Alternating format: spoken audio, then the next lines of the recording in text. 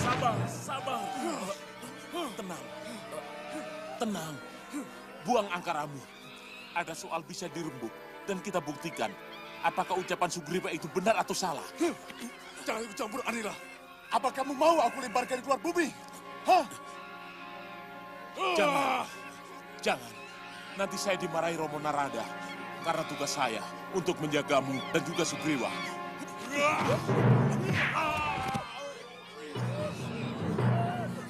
Saat pesta pernikahan Sugriwa berlangsung, suasana istana dipenuhi dengan kebahagiaan.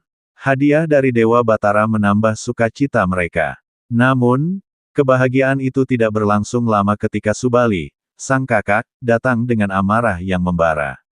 Subali marah besar kepada Sugriwa karena merasa adiknya tidak memikirkan dirinya.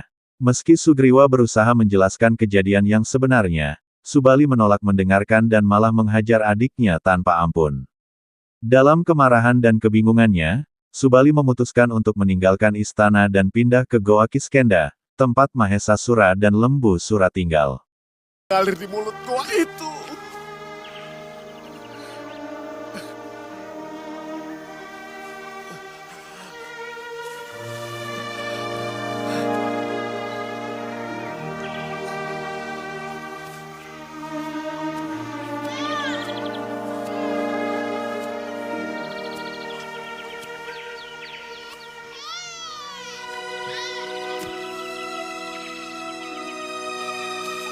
Kenapa harus begini? Oh, jaga Dewa Batara. Jaga tim Promodita. Oh, Sang Hyang. Cerita berpindah ke tempat Dewi Anjani yang sedang galau dan merintih. Tangisannya didengar oleh Sang Hyang Bayu, Dewa Angin yang kemudian datang untuk menghiburnya.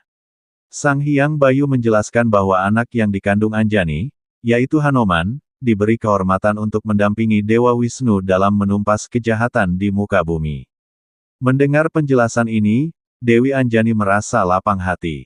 Sang Hyang Bayu menjelaskan bahwa Hanoman akan menjadi pahlawan besar di masa depan, dan ia juga akan menjadi ayah angkat bagi Hanoman. Kabar ini membuat Dewi Anjani sangat senang dan bersyukur. Dengan berkat dan restu Sang Hyang Bayu, Dewi Anjani menerima tugas besar ini dengan penuh harapan. Setelah memberikan penjelasan, Sang Hyang Bayu kembali ke Kayangan, meninggalkan Anjani dengan keyakinan bahwa anaknya akan tumbuh menjadi pahlawan yang dihormati. Tidak usah, tetaplah di situ. Aku mendengar keluh kesah dan tangismu, Anjani. Mohon maafkan hamba. Mana anakmu?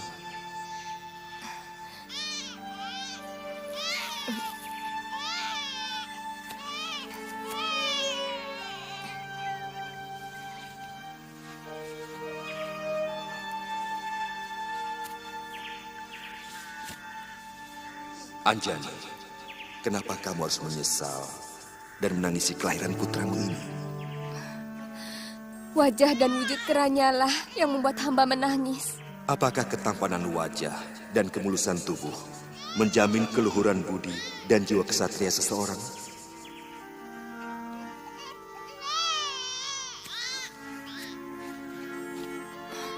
Jadi, hamba tidak boleh menangis. Menangislah karena bahagia. Karena anakmu ini dilahirkan untuk menjadi pendamping Sang Hyang Wisnu dalam rangka membasmi angkaran murka di dunia. Apa para bidadari tidak menyampaikan hal ini padamu? Tidak. Tapi benarkah apa yang hamba dengar ini? Bahwa anak hamba akan menjadi pendamping titisan Sang Hyang Wisnu? Apa pernah ada dusta dari dewa sehingga kamu harus bertanya seperti itu? Kebahagiaan tiada tara yang seakan menghapus semua tangis dan penyesalan hamba, sehingga menyebabkan hamba bertanya seperti ini. Mohon maaf kalau hamba begitu lancang. Kalau begitu, terimalah bayi ini dan dekaplah dengan penuh cinta kasih.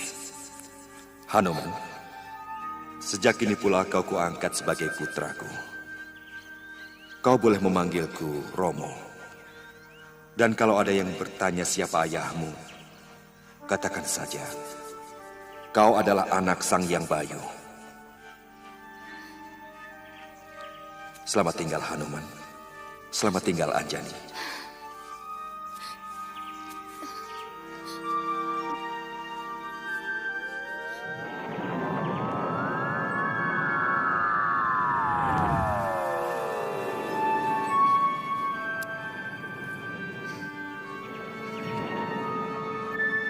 Aku mendengarmu baik. Aku merestuinya baik. Setelah menghajar adiknya, Sugriwa, Subali bersama kelompoknya berpindah ke Goa Kiskenda sebagai sarang baru mereka.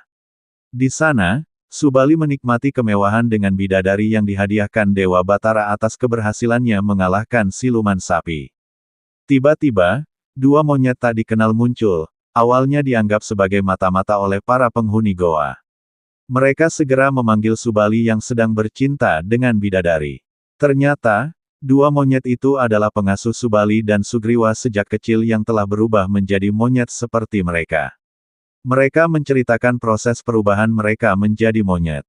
Setelah perbincangan itu, mereka menyadari ketidakhadiran Sugriwa, dan ketika namanya disebut, Subali marah besar, mengingat kejadian yang membuatnya bertengkar dengan adiknya. Para pengasuh kebingungan mengapa kakak beradik yang dulu sangat akrab itu kini bertengkar hebat. Dan Subali, Siapa kalian? aku pengasuhmu Jembawan. Dan itu Miss Cimenda. Paman? Iya. Ayo, Paman. Paman, kenapa Paman bisa jadi seperti ini? Apa Paman berdua juga ikut mandi di Telaga Sumala? Anila, jangan ganggu mereka. Mereka pengasuhku. Melihat anak asuhku seperti itu, Paman dan Menda mencari letak Telaga Sumala itu. Bagaimanapun Paman ikut merasa bersalah, sampai timbulnya bencana kutukan yang menimpa kalian. Akhirnya kami berhasil menemukan telaga itu. Kami yakin, karena melihat ini Anjani sedang amati raga di tepiannya.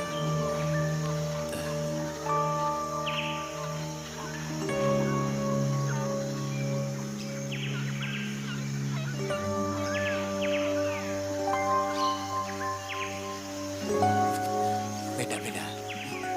Pasti itulah telaganya.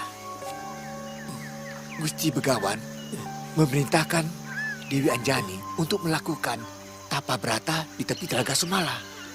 Bagaimana kalau kita mandi? Ayo, ayo.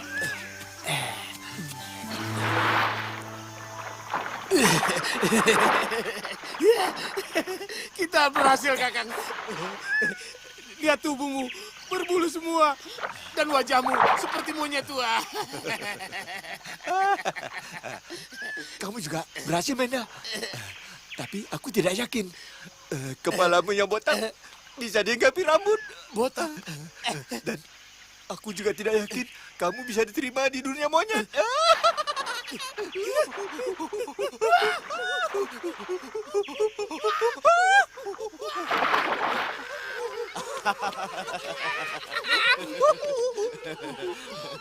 Subali, dari tadi Paman tidak melihat Warsa.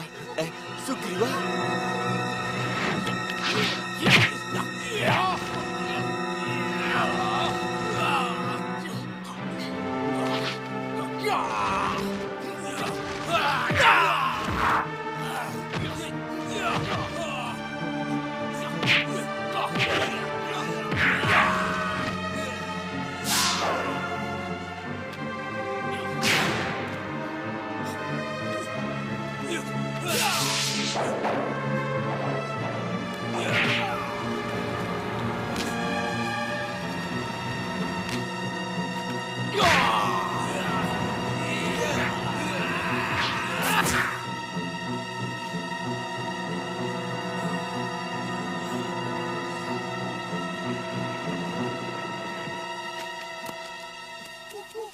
Jangan sebut nama itu.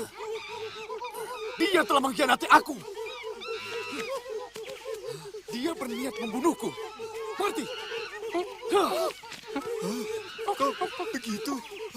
Ada kesalahpahaman antara Sugriwa dengan Subali. Ya, namanya juga kakak beradik. Biasa. Cerita berpindah ke kerajaan Mayaspati, di mana para warga datang mengungsi, mencari perlindungan dari Raja Prabu Sasrabahu. Mereka diusir dari kerajaan mereka sendiri dan rajanya dipermalukan oleh Prabu Rahwana yang kejam. Dalam keputusasaan dan tanpa tempat untuk berlindung, mereka berharap Raja Prabu Sasrabahu dapat memberikan perlindungan dan keamanan di kerajaan Mayaspati. Kamu lapor Gusti Patih. Kalian kumpul di sana.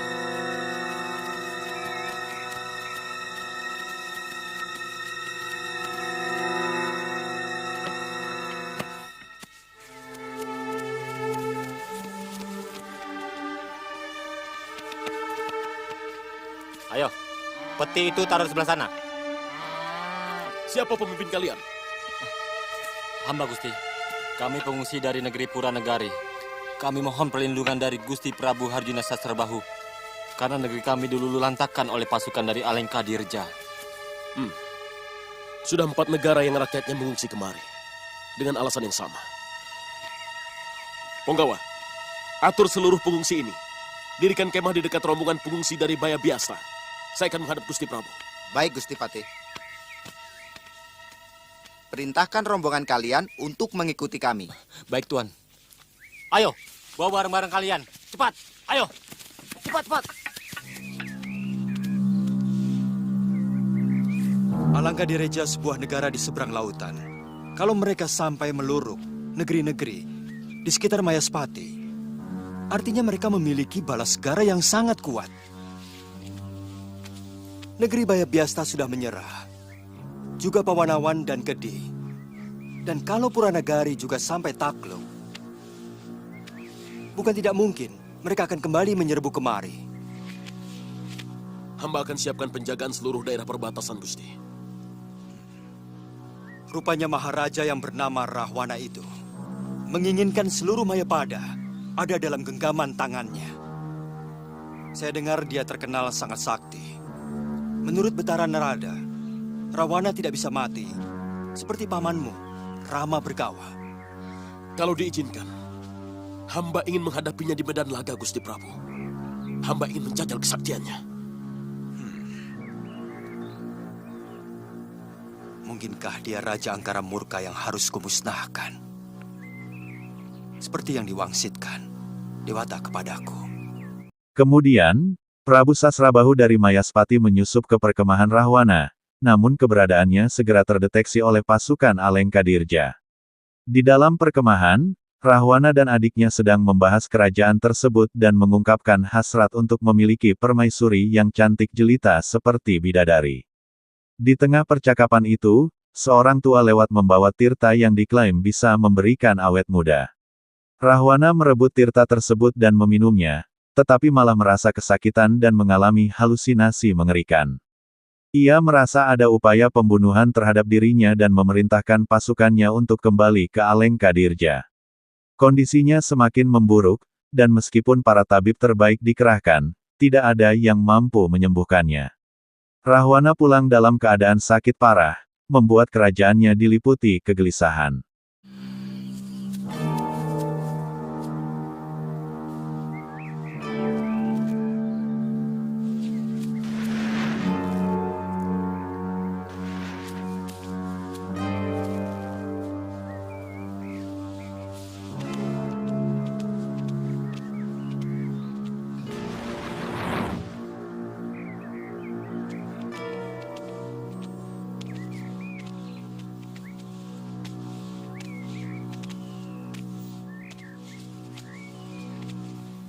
Apa Kanda Prabu tidak bisa mencegah perang di negeri kita? Sepertinya belum masanya membasuh bumi dengan darah manusia. Aku akan mencoba menghalangi Rahwana dengan caraku. Tapi masih belum menjamin perang itu tidak akan terjadi, Citrawati. Perang adalah bagian dari pepestren Dewata yang merupakan keniscayaan. Kalau memang sudah harus terjadi, maka niscaya akan terjadi.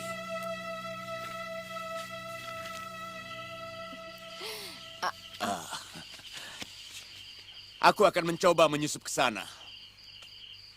Paman Prahasta, tangguhkan dulu penyerangan ke Mayaspati.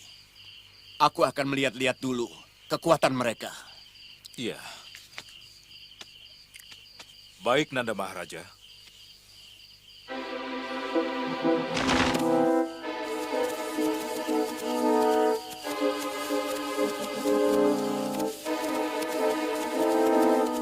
Hei, berhenti.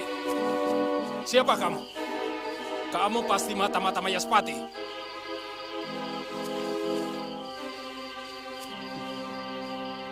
Kalau iya, mau apa?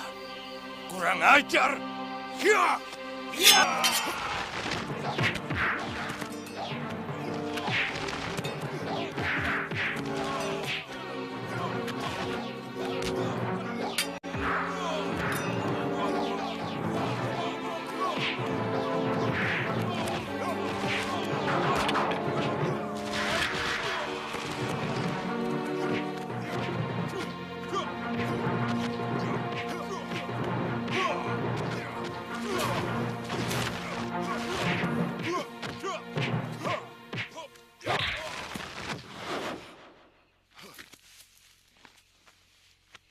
Wibisana.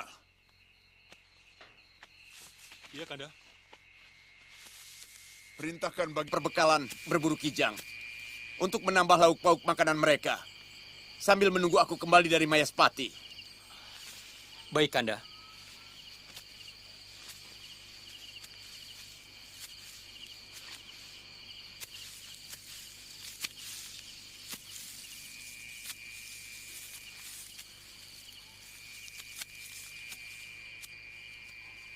Hei, siapa kamu? Lancang berani memasuki kawasan perkemahanku. Pertapaan saya di bukit itu, Tuan. Saya mau mengantar Tirta ini ke Mayaspati. Buat siapa? Gusti Harjuna Sasrabahu yang memesan. Apa istimewanya Tirta ini? Maaf, ini rahasia, Tuan. Saya tidak berani untuk mengatakannya. Tidak ada satupun orang yang boleh menyimpan rahasia di hadapanku, orang tua. Atau kamu sudah merindukan kematian? Ampun. Ampun. Sebenarnya ini bukan rahasia yang terlalu istimewa. Lepaskan saya. Sakit tangan saya. Ini Tirta Kamandano, hasil tapa berata saya. Dia bisa membuat yang meminum awet muda. Sang Prabu menginginkan dirinya tetap seperti anak remaja. Supaya permaisuri beliau yang sangat cantik itu tetap mencintainya. Tirta ini lebih cocok untukku.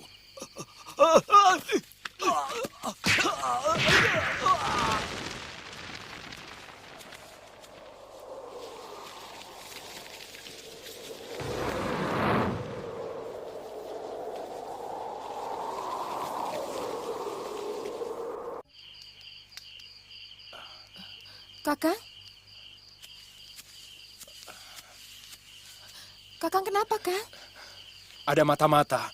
Mau saya tangkap tapi dia melawan. Dia sangat sakti, Dinda Dewi.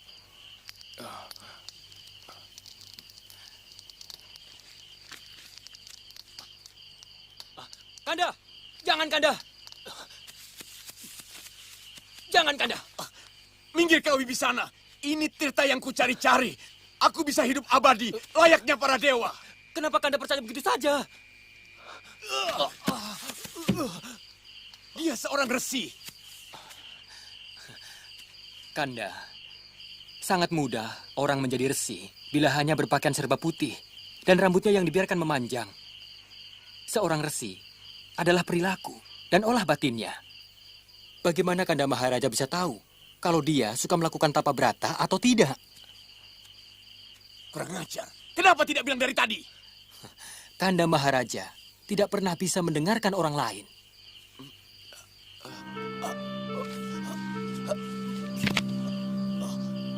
Kenapa jadi mumet begini?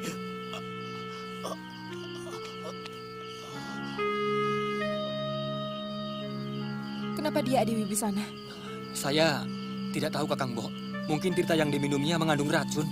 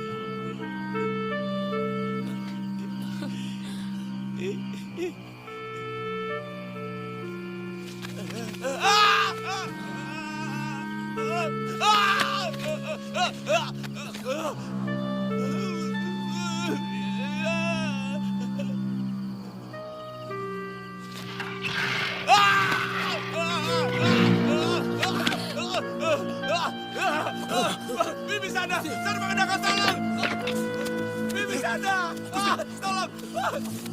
Tolong! Gusti! Tolong Bibisana! Tolong! Bibisana, Sarwa Kendaka, tolong! Tolong!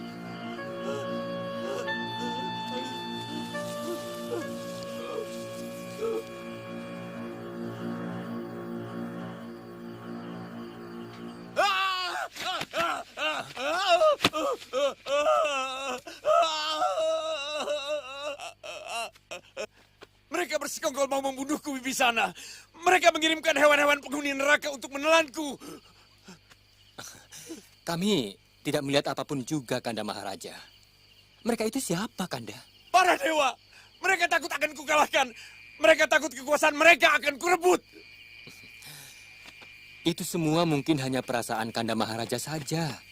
Semua yang Kanda alami itu akibat dari tirta yang Kanda minum. Bisa jadi tirta itu mengandung racun yang merusak pikiran Kanda. Tidak!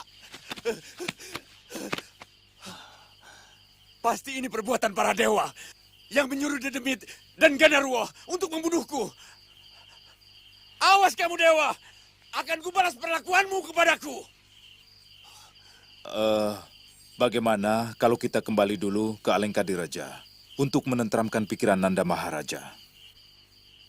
Saya rasa itu pendapat yang baik, Kanda Maharaja. Bagaimana menurut pendapatmu, Adi Wibisana? Iya, saya setuju.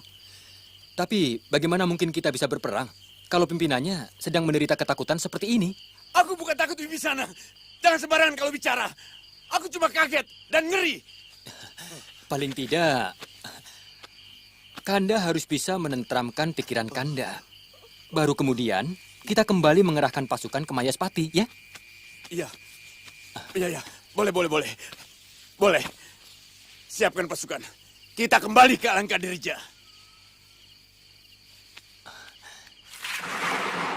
Diciptakan lewat tirta itu sudah mampu dia hilangkan. Ada kemungkinan dia akan kembali kemari. Karena pada dasarnya dia sangat bernafsu menguasai seluruh negeri di Mayapada ini. Benar, Gusti. Kami akan mempertinggi penjagaan di seluruh daerah perbatasan, supaya langsung bisa melihat kedatangan pasukan mereka. Kita masih punya cukup waktu untuk mempersiapkan diri, Dindapati.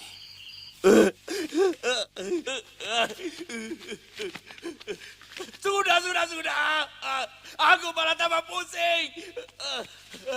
Penjaga!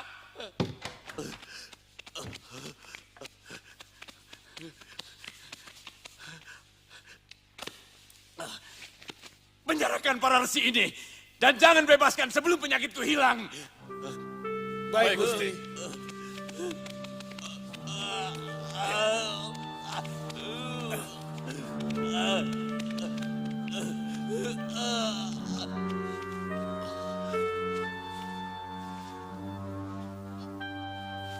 Jangan-jangan mantram yang mereka bacakan itu untuk kematianku.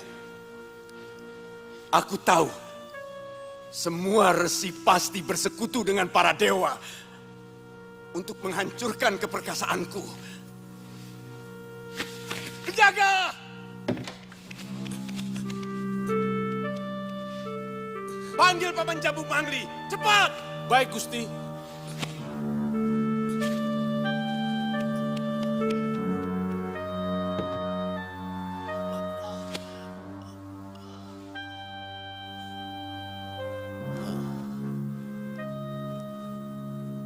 Kalau semua resi yang dipenjara itu diancam hukuman mati, mereka pasti akan ketakutan. Baru kemudian mereka akan membacakan mantra untuk